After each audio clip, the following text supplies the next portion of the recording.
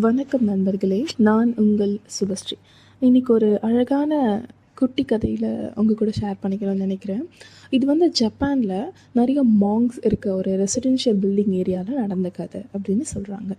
இந்த கதையோட நாயகன் அவர் வந்து இந்த கதையில் அவருக்கான வேலை என்ன அப்படின்னா, அந்த மாங்க்ஸ் இருக்க ஏரியாவை க்ளீனாக வச்சுக்கணும். அதுதான் அவரோட வேலை. அங்கே அவர் ஒரு சூப்பர்வைசர் மாதிரி.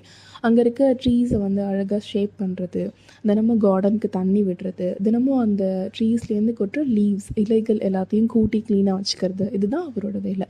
தினமும் அந்த வேலையை அவர் ரொம்ப அழகாக செஞ்சுக்கிட்டு இருக்காரு. இயர்லி மார்னிங் எழுந்தோடனே அந்த ஊரில் வந்து விண்ட் அப்போ தான் கம்மியாக இருக்கும். ஸோ தினமும் அந்த இலைகள் விடுற குப்பை எல்லாத்தையும் கூட்டி அந்த லாங் ரோடு, அந்த ரோடு பார்க்கவே அவ்வளோ க்ளீனாக இருக்குமா, அவ்வளோ அழகாக அவரோட வேலையில் அவர் முடிச்சிடுவார். 2 பக்கமும் மாங்ஸோட வீடுகள் இருக்கும். இப்போ ஒரு நாள் மார்னிங் அவர் கூட்டிகிட்ருக்காரு.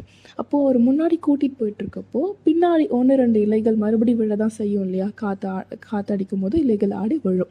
அந்த மாதிரி விழுந்துட்டு தான் இருக்குது. ஆனால் அவர் எகெயின் திரும்பி வந்து அதை கூட்டலை. முன்னாடி மட்டும் முழுசாக கூட்டி க்ளீன் பண்ணிடுறாரு. இப்போ அதை பார்த்துட்ருக்க ஒருத்தவங்க வந்து கேட்குறாங்க, மறுபடியும் ஏன் நீங்கள் பின்னாடி போய் அந்த இலைகளை கூட்டலை அப்படின்னு. அப்போ அவர் சொல்கிறாரு, நான் தினமும் இந்த இடத்துல இந்த வேலையை செய்ய தான் போகிறேன்.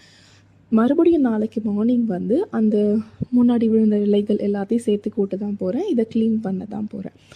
ஒன்ஸ் நான் க்ளீன் பண்ணோன்னே இயற்கையாக நேச்சராக அந்த இடத்துல மறுபடியும் அந்த இலைகள் விழுது இல்லையா, அதுக்காக நான் டென்ஷன் ஆகி மறுபடியும் நான் அதை கூட்டிகிட்டு பர்ஃபெக்டாக க்ளீன் பண்ணணும் அப்படின்னு நினச்சேன்னா இந்த ஒர்க் இன்றைக்கி ஸ்மூத்தாக முடியாது.